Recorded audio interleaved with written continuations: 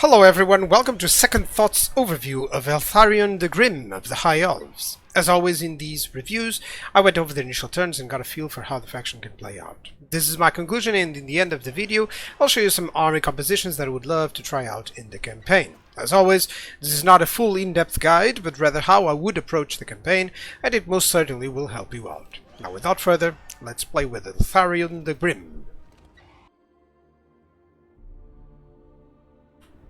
So for your short victory, you need to upgrade Eltharion 5 times using Warden supplies. More on this later on the mechanics. You need to destroy the factions of the Top Knots, the Thief Snatchers, the Bloody Hands, so Wurzag here, and the Exiles of Khorne. Time to face off Skarbrand himself. So you also need to occupy Loot Razorsack 30 different settlements. Now the reward is +3 hero capacity to all heroes.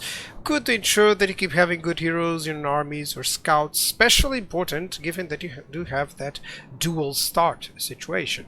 Now, the long victory. It requires, of course, the short victory conditions to be met. Occupy Loot Razorsack 70 different settlements. Upgrade all of Eltharion facility to maximum using Warden supplies. And you then need to destroy the factions of the Crooked Moon, Mutinous Gits. So basically, you're gonna have to conquer Karakate Peaks. Then we need to destroy the Scabby Eye, so just, nearby factions from what you already achieved with this short victory, so it's fine. Clan Moors is also located close by, but then you need to go against Clan Scryer over here, so Ikit, and the Broken Axe, so you have to go against the Grom the Punch as well.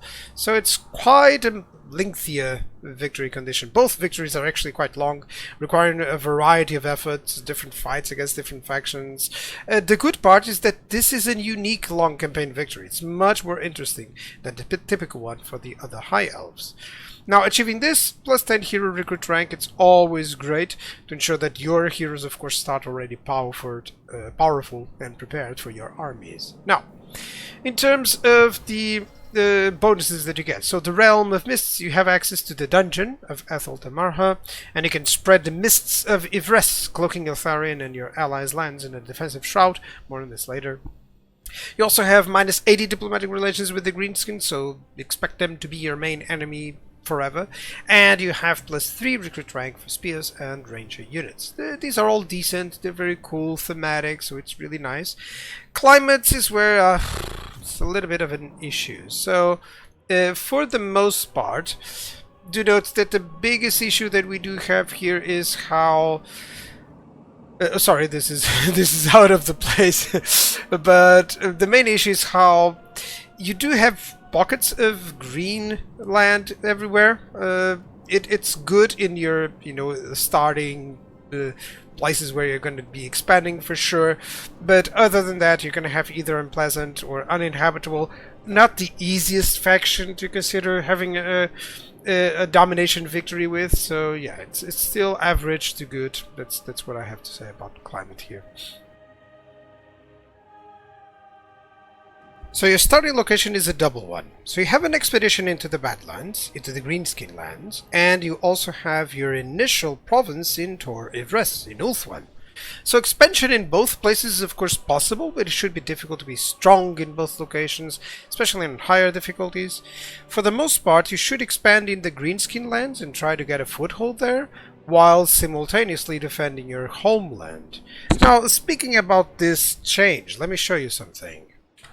So you are prompted, as soon as you conquer any territory in Ulthuan, you're prompted at focusing on the task at hand or on maintaining control. So you can give up Ivres and just go for the Brave New World, get a lump of cash, and just focus on the other location, on the Badlands. Growth +50, it's really a nice bonus, let alone the treasury. But to maintain control, getting that influence, keeping Ivres, which is nice, and in getting +5 control, even if we're just 10 turns, it's kind of an interesting one. So I like that you have the decision making. You can do your own decision for the purposes of this campaign. I'm sorry. For the purposes of this campaign, I will assume that you maintain control, that you kept Ivres. Okay?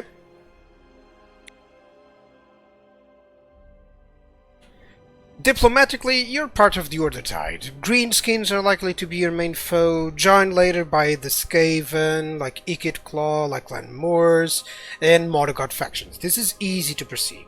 For the most part, then, you can consider Empire and Bretonnia to be optimal targets for alliances and, of course, outposts. Getting flying cavalry or armor-piercing cavalry, especially the new and improved Grail Guardians and Grail Knights, is always nice, but better artillery units from the Empire, for instance, is always a blessing, or their Demigryph Knights, which will always be a great addition to your forces. You have plenty of choices, use them wisely. So in terms of mechanics, let's talk about influence. It allows you to steer enemies or allies into whatever you prefer, to improve the relations or decrease relations. But you can choose any faction that you know of. So for instance, maybe I want Etain to dislike Scarred, so that it will be easier for me to get an alliance with them, or to get them to war with them. You know, that sort of idea can always happen. Or maybe I want them to go to war with Nekari, so I'll just use this to decrease the relations. That sort of idea, you can use this with a variety of strategies, so it's up to you. Just always remember that you have that possibility. Influence is also used to get better lords and heroes. As you can see there, there's a hefty cost of 60 influence to recruit Lorna here, or Eltharion. And this just basically means the trait that you get for them. So you can get this guy with enable flaming attacks and more weapon strength and charge bonus. Really awesome. You can also get a dealer, so in this case an income from all buildings one. It costs less influence.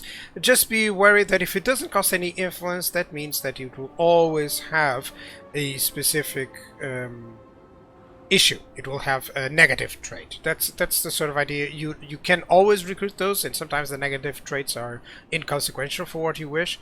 But yeah, with the influence, it always gives you better ones, better lords and heroes, and for the most part they have this sort of idea here that I just found, which is severe influence in your army, to the point that you may wish to have a specific army just because of this specific trait. That's the sort of idea. Now, you have rights. They're very nice. Should be noted that they're quite cheap as well overall, so you should have one at least active at all times. So let's start with the Invocation of Hoeth. You have some Winds of Magic, Power Reserve for all armies, experience gained for Archmages, Mages, and Lore Masters, Hero Action Success. So basically it focuses on the casting side of things. Then you have an Influence per turn, less construction for buildings and more control.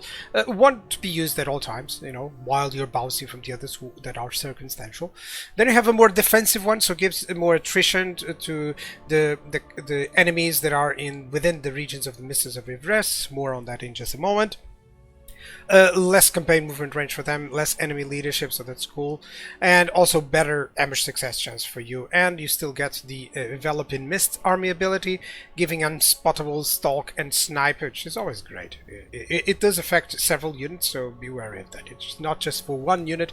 Imagine affecting your whole cavalry, you know, or your archer units, you know, that sort of idea. Then we have the Invocation of Vol, which is a dilemma that will offer powerful magical items. Sometimes people misread these and just focus on the, you know, on the icons, but it does offer a dilemma. And then we have the Recruit Cost, Recruit Rank, Armor for those specific units, and of course the army ability Vol's Hammer. This is a siege army ability, really. It's very good when you can destroy instantly a wall. So imagine if there's a unit there, it gets destroyed as well. So it's very powerful when you're launching sieges. Then we have the specific ones. Let me go to this lady here and her skills. Yeah, so we have the dedications. Here. By the way, sorry about the sound issues. That's because I've been abusing this computer a little bit. So we have the dedications. You can only choose one, but there's several ones with specific ideas, like for instance income from industry buildings faction wide. You know, for the most part they always give something for the campaign and for your army, so just be sure that if you choose a specific dedication that you're using units, you know, that would benefit from that at least. Okay, then we can have the finally, the specific mechanics for Yvresse. So, what we have? We have Yvresse's defense level, which means is it will always grow up, okay, with the settlement level and Althul Tamarha upgrades. I'll show you Althul Tamarha in just a moment, don't worry. But this will mean that if you are in 25 to 49, that you have Yvresse defense level 1, which means that you always have an army ability when defending. summons a unit of Sentinels of Stariel. It also has a damage sort of attack, which is really cool. Oh, actually, this it does say that it causes no damage. This was changed recently. That's why it's saying things like that. Right now, it's just a summon. Then we have the defense level 2. Once you reach that amount of Ledriel's blessings, then it expands to all owned regions in the Vrest provinces, so everywhere that you are. And the third level, it actually gives the mists to any defensive or military ally, which means that your allies will benefit from this, which is really great, really great. So, and then the ability actually causes damage. That's the idea. Now I remember. So very useful, of course. And to increase this, basically you need this. You need the Eltharion. So it's divided into 3. Okay, the Silent Sentinels part, which is in essence how you can unlock the buildings to either recruit or augment the Mistwalker units. More on that in just a moment. So basically all of those buildings you have to spend some Warden supplies. You can increase this by capturing heroes and by capturing lords, enemy lords into the prison and basically committing some actions to them. In just a moment I'll explain that. You have the Watchers of Vrest. These are basically more into the campaign side of things. You can see the effects there, more influence per turn, for instance, or giving additional effects to the Mists of Vrest, you know, that sort of idea. Now the third part, most important one, is actually the prison of Eltharion. So you can unlock having a secondary lord here. Right now I have one which you recognize, which it is Malagor. So, and I can indoctrinate him, which releases him and gives me all those buffs, including Warden supply, as you can see there. Or I can execute him, or wound if it is a legendary character, of course. Giving a lot of experience, more influence next turn, and the Warden supply. And that's where the Warden supply, that's when you can upgrade. And to upgrade, that's 5 supplies. So, as you can see, you know, the more you capture these guys, the more you can improve all of this, which, you know, in the end, it becomes really powerful. Lastly, let's speak about those specific units. I do have those there, but let me just show you in the typical one, in Tori Vrest. You can unlock the unit capacity. Do mind that these guys have, these specific units do have unit caps, okay? And you unlock these specific Mistwalker units. So some of them are really powerful, like the Knights of Torgaval. You do have the Sentinels, the Skyhawks, okay? So you can check those out earlier, but basically these are units that can either complement your army, or you can do some armies just with those units, but by all means, always remember that they are not affected in the most part by the red line skills or research, so they can become obsolete later on. That's the main idea. And that's it. So for province edicts, you have the growth and lesser construction costs for all buildings. Then we have lesser corruption, which is a very nice deal. It's really cool. Recruit rank and local recruitment capacity, pretty straightforward. Income from trade tariffs, faction-wide, and income from all buildings. And then we have a defensive one.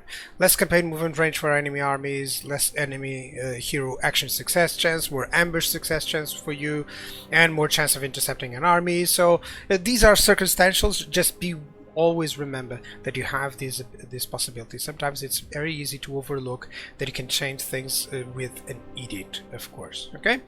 And then in terms of army stances, let me just pick on my friend Eltharion here. So you have a Liliath's Blessing, so basically more Winds of Magic Power reserve per turn, less campaign movement range, but more experience gain and lesser miscast base chance for all spellcasters, and even more speed for them. Really good. Then we have an Encamp, which enables replenishment and access to global recruitment, as well as less immune to attrition. Then have the typical Ambush at 25% movement cost, and a campaign movement at 50%. So pretty much, notice the absence of any raiding stance, of course. Fortunately, it's not a tactic for the High Elves, but for the most part, you should be using Liliath's Blessing when engaging, unless you really need that extra 10% movement, okay?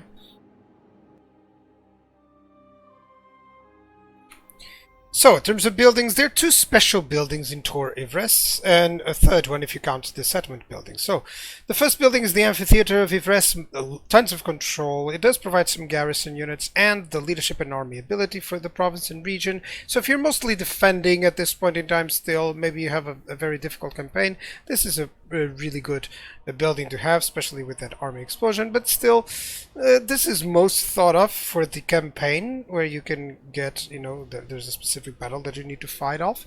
But yeah, it's for the most part, it's just a defensive building. Goes way too far, tier 5. If it was tier 2, it would be nice.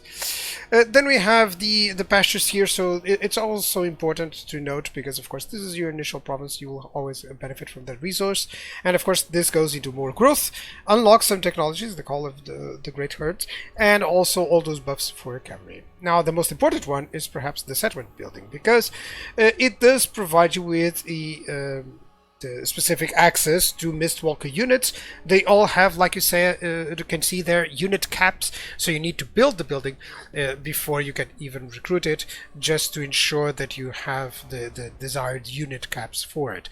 Now this later on translates to a building that you can build anywhere, as you can see here. To increase that unit capacity, which you always should, of course, if you're trying to get those units into your armies, of course. And it also reduces the corruption, and also reduces the recruitment cost for those units by 80%. It's really cool.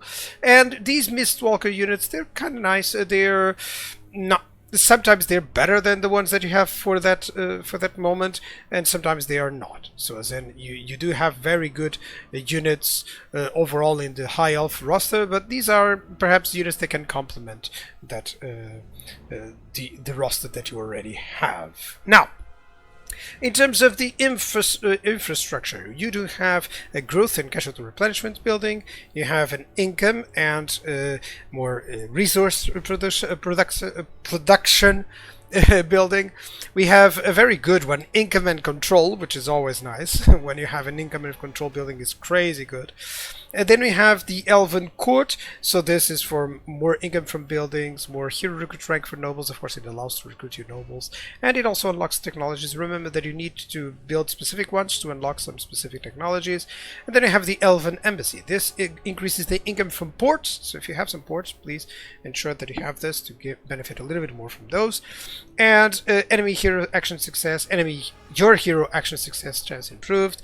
More influence per turn, which is likely the most useful part here. The other ones, of course, are consequential as well, but influence per turn is not easy to obtain, and don't neglect it, especially early to mid-game, because it will help in the long run, really.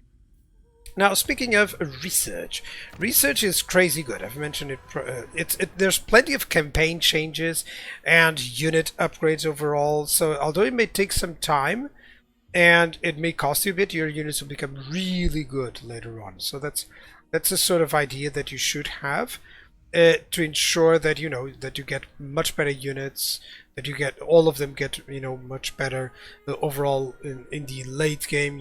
So that's the sort of notion that I want you to have, that this will further increase your units fighting to the point that once you reach the end here, your units are top of the line, like second to none, really. So it takes time, of course, but by all means, investing in some research is always nice for the High Elves. So as always, you have your specific Lord line, or you have the melee and caster line, then you have the army line or red line, and the blue line or campaign. Now, starting with the blue line, it does have replenishment here, and it also has upkeep reduction here, and you even have Elven Scholar for more research rate. You've seen how important research rate is, but these are all so expensive to get to, and of course you have so much stuff to dedicate as Eltharion that it may prove unwilling to go, at least with Eltharion. Maybe you can go with other lords there, specifically one advice, if you plan on doing that, just get some princes or princesses, which you don't need to go for the caster line for them to be effective, and that way you can maybe invest in those blue line skills. That's the sort of idea that I was going with. Now, red line, it does give you some great army compositions, really, because they improve a lot of your basic units, most of the time the specific roles, okay, such as every single archer unit, which is great. You know, it's like a no-brainer sometimes. Most of the time I actually build armies considering the specific lord traits. Okay, so as, of course, considering the stuff that for Eltharion is mostly dedicated to its Mistwalker units, it's moot, but there are specific lords that you can get with bonuses for either archers or either, you know, Northern Sea Gods, and of course investing on those can give you some different variety, which is always nice. Now heroes, they're excellent. They provide bonuses to some units, such as you know, handmaidens for the ranged units. I don't have it here, but for the most part, one of my favorites is actually the Lore Master, because he doesn't have bad spells. You know, this is, you know, he has some healing, he has some damage dealing, he has some good buffs for your units. You know, Spirit Leech is always useful versus single entities, including lords and heroes. So it's like a very good hero that's also really powerful in melee. So yeah, it's like a no-brainer sometimes to get one of these guys, but by all means you can choose to have other heroes as well. Now the advantage of other heroes, of course, let me show you here, is that for instance the Handmaiden does provide replenish, and of course the bonuses for specific units, such as ranged units. And then you have the Noble, let me see here, who also provides replenishment. It's good versus anti-large, so it's good versus large units, of course. So yep, you have some great choices in terms of heroes, which is always nice. Of course you do have the caster heroes basically, which is always cool. And one of the advantages is just how many different lores of magic you have.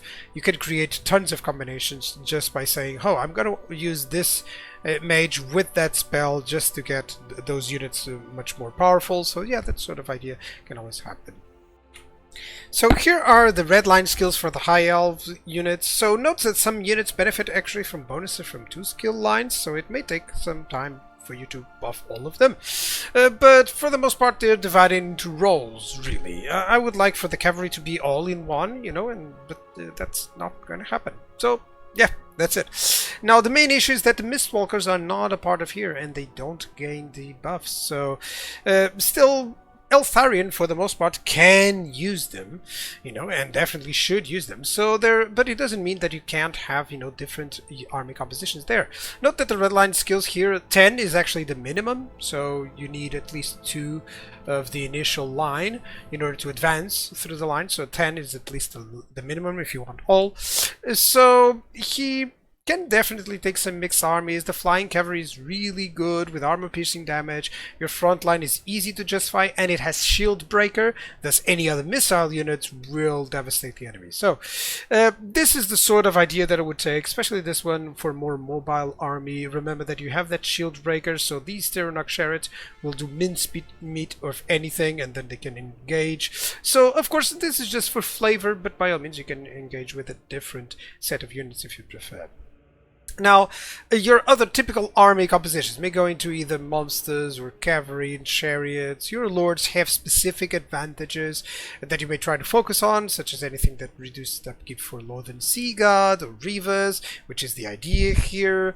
So then we have some compositions. I always like this unit with the Frost-Heart Phoenixes, because they slow down the enemy, of course making him be more vulnerable to your missiles. And of course always remember that you can swap some of these ones with units from Mistwalkers if you choose, but for the most part these are some ideas for sweeper armies. And of course this is a very standardized army that you can take anywhere really and fight anyone with. Notice the different red line skills points that you will need, of course, and then adjust accordingly. This for instance is a very nice ambush focused army that of course you can use either with a caster or with another lord. It's by all means whatever you choose. Remember though that what I advise here in terms of heroes and even the lord is just placeholder.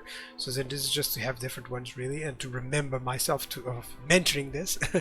So of course, all that I advise is for you to have at least a melee hero and a caster in the army, but it can be the lord, the caster, it can be a secondary caster, whatever you choose. Just ensure that you have a plan for it. That's the idea.